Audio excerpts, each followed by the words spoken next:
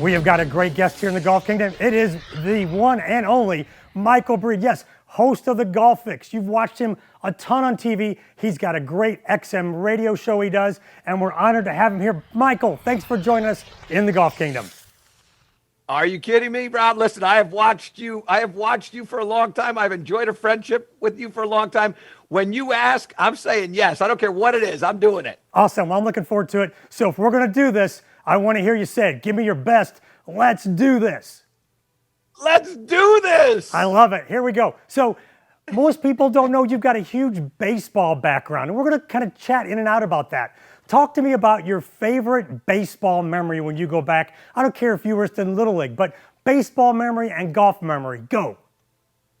So when I was in high school, we were trailing 5-4 in the bottom of the ninth with 2 outs and a runner on third. I was at the plate, and the shortstop was, and I'm a left-handed hitter.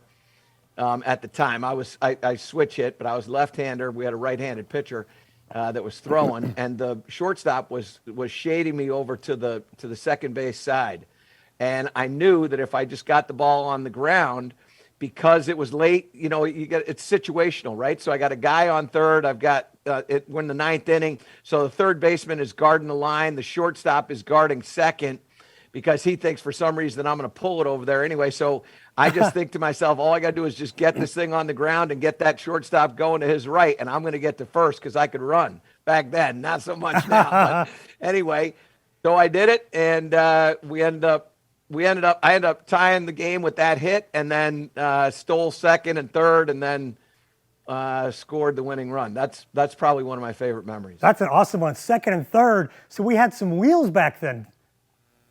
I could run a little bit. Actually, in '94, I don't know if you know this or not, but '94, I got a tryout with the. That was when baseball was in a strike here, and I tried out with the Mets. They kept 18 of us for a short period of time, and then signed none of us, and that was my stint in the bigs. That's an awesome story. How about your favorite golf memory? One thing you'd want to go back and do all over again. This one's an emotional one for me. My dad died of Alzheimer's. I qualified to play in the Greater Hartford Open, which is now the Travelers, back in 1994. And I didn't make the cut, but my dad was able to get to the tournament on Friday. I shot 71, and that's the last round of golf that he watched me play. And so that, without question, is one of my favorite. Like, when I think about great memories, that's the one that sticks out without question. And that's an awesome one. And one thing I've learned is you don't ever talk about playing in the Hartford Open.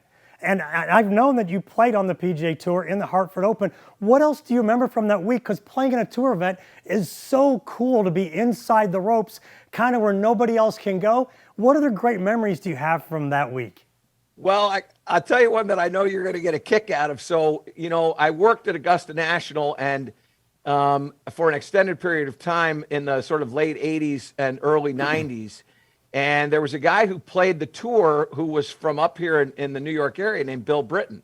And Bill and I were friends, and we had a couple of conversations at Augusta National when he had qualified to play at the Masters. And so he came out onto the tee at Hartford when I was hitting balls, and he walked up to me and he goes, "Aren't you supposed to be selling coffee cups?" I love it. That's great. Yeah, it was great. That is unbelievable. And Bill was a great player. I remember he had a really good golf swing, and he had a great career for a great stretch there. Yeah, and a great demeanor. Never got too high or too low, and was an extremely accomplished player and a wonderful golf professional. Yeah, absolutely. And you did Golf Fix for how many years? 9 full years. Nine full years. So you had a little legendary co-partner there, and Kevin Schultz, or as you called him, Schultzy.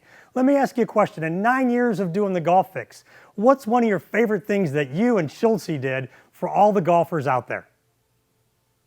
Well, I'll tell you, one of my favorite memories is, Kevin is, like me, creative. And he also has an ability. We talked about this a lot. a lot of people can hit fastballs. Not a lot of people can hit curveballs. And the key to getting to the majors, obviously, is hitting a curveball. And one day, this was in our second year, he's producing the show.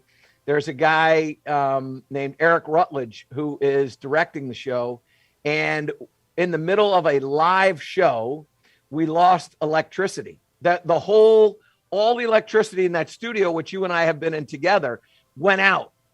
And to the point where we couldn't see a thing. And I continued to do teaching, and I was laughing, and Schultze's laughing, and we're all having a fun time. And then after a couple of, I would say probably, 15 or 20 seconds, I went, hey, listen, it seems like we got a problem. Schultze, let's take this thing to break. And it was hysterical.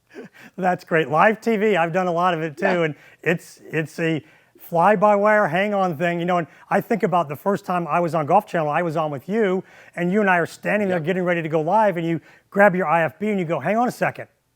Oh, no.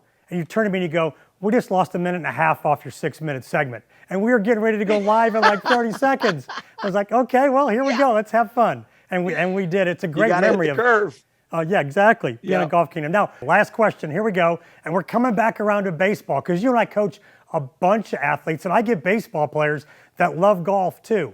So when you've got a baseball player, what's one thing you seem to always be fixing for a baseball player trying to play golf? Well, the first thing is that it depends on the ability level of the player.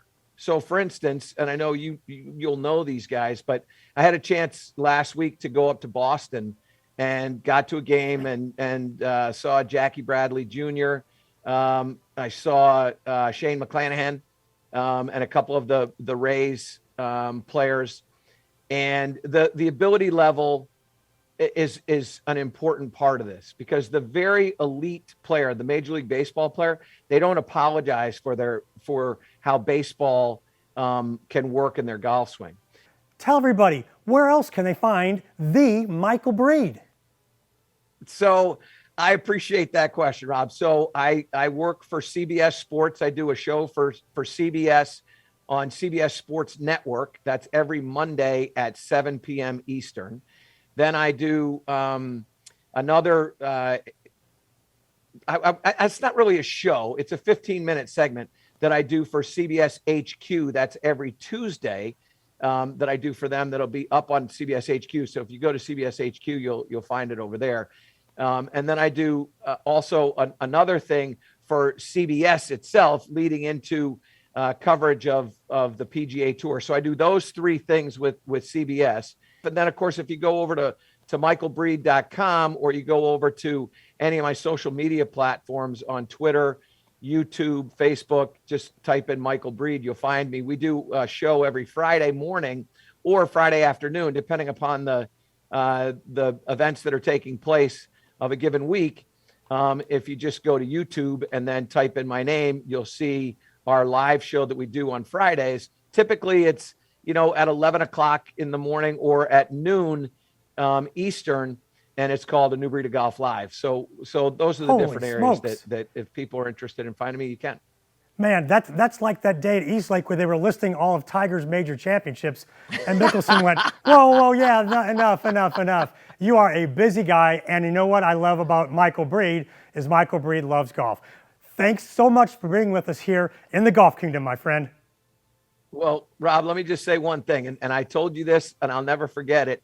I said to you after our first encounter together, I said to you, you need to do this because you are magnanimous on TV. You've got a great personality, and when I leave the Golf Fix, you should be the guy that steps in the role. You've done a great job with your career. I'm so proud to see all the accomplishments that you've had and proud to call you a friend. So thank you for everything that you've done for the game of golf and certainly for our friendship. I appreciate it. Thank you so much for that. Stay tuned, everybody. We got more coming here in the Golf Kingdom. Well, see, if you hang around after the credits, you get more cool stuff. It's me and the Michael Breed, and it's the Fast Five. Yeah, we're going to hang for a second, and I'm going to give him some fun questions, see if we can learn about Michael Breed. Are you ready to steal home for me, Pro? Let's do this. I love it. Here we go. Ready? It's late night in the Breed household. You're tiptoeing to the kitchen. What's your little snack you're after? You know what? There's a little watermelon in there that Daddy's going to go chase. You bet. Man, that's healthy. I like that. Okay, growing up, your favorite baseball player? Lou Brock. He played left field for the St. Louis Cardinals. Now, and that's funny. Being a St. Louis guy, I loved Lou Brock growing up too. Man, nothing better than Lou, the base stealing burglar that he was in St. Louis. Ready? Next question. Yep. Indiana Jones or James Bond? Oh, Bond. Are you kidding me? Come on. You know me well enough. If I could look like that guy, and by the way, look at his watch. It's an Omega, just like Daddy. I'm a Bond guy. There we go. I love it. It's Breed, Michael Breed. Perfect. Favorite sports movie? Oh, my dad loved Hoosiers. That's one of my favorite ones. Boy, there's so many, but my recent favorite one is The Best Game Ever Played. I just love that movie. Very good one. Hoosiers is my favorite. And did you know that you can go visit the Hoosier gym? They've restored that to the movie. You can go play basketball there. Wow. Yeah. I did not know that. That's tremendous. Yeah, they're on social media. Go out there, Hoosier Gym. I follow them, and people go there, groups go there. It's really cool. Yeah, the Hoosier Gym. Very neat. Okay, last question here in the Fast Five. You're going to play golf, but you can't wear your golf logoed hat. You got to wear something else, anything else, but it can't be a golf logo hat. What are you wearing? So, and you know me, so you know this is true. I'm wearing a Folds of Honor hat. Yes, that's what I'm wearing. I love the Folds. I love Colonel Dan Rooney. I love what they stand for, and I have a head cover of theirs proudly displayed on my golf bag. But I'm wearing Folds of Honor, baby. I love it. That is the perfect choice by an awesome guy that supports America and loves golf. Michael Breed, thanks for being here with us in the Fast Five in the Golf Kingdom.